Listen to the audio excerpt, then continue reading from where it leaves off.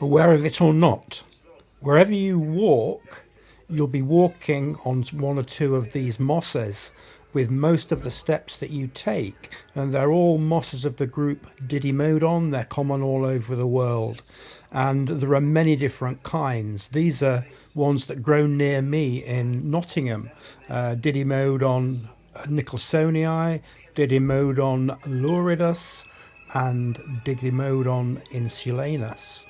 And these plants are capable of forming soils given established growth. And here's an example of how Didymodon luridus forms a soil.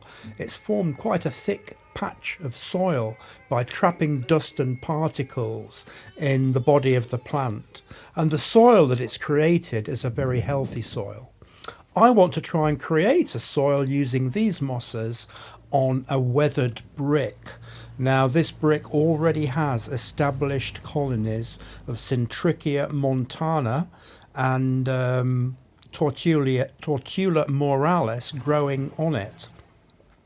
In order to establish Didymodons on this brick, I'm going to have to do a special preparation of the mosses and no special preparation of the brick, but you can see that this brick is suitable for growing mosses on it because they're already there, although they're not very large. And if you look at this part of the brick here in the bottom right of the brick, there's already well established colonies of Tortula muralis growing on the brick.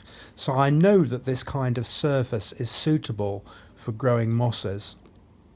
Syntrichia montana is also a plant that grows on brick walls, on stone, etc. And this has been dry for very many months. Now, here's the preparation of Didymodons for going on the brick. This is Didymodon luridus, and in order to process the moss to get it established on the brick, I have to pulverize it in a pestle to break the moss into pieces. This won't do the moss any harm, it'll just split it into smaller cells and smaller shoots.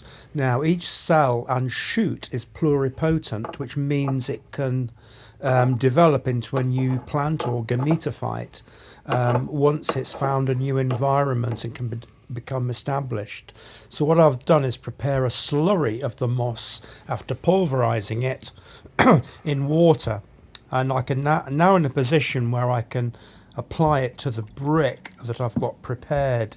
And the first moss is Didymodon luridus here, and I'm going to, with a paintbrush, paint it onto the brick surface.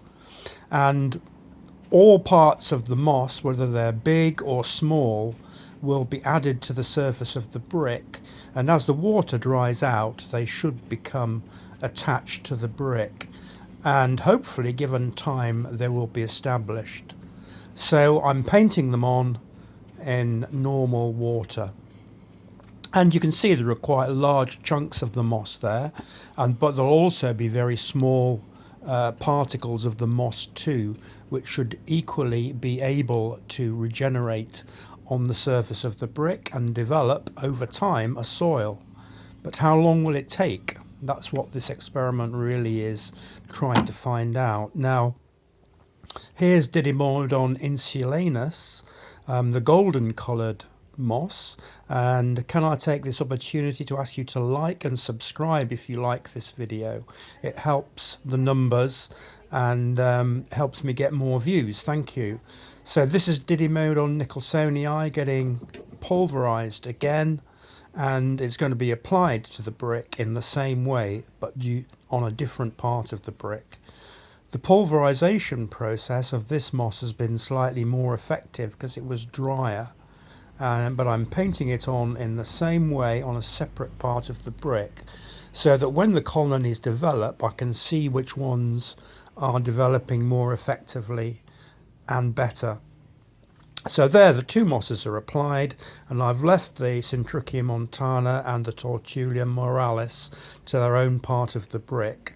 Hopefully the new mosses will develop in time. I don't know how long it'll take, but I want to see exactly how long that will be. And in order for these mosses to grow, they have to be kept damp constantly in order to enable growth of the rhizoids and gametophytes. So I'm going to spray this moss a number of times a day, certainly until it rains, and it hasn't rained here for a long time. Let's hope there's some rain soon.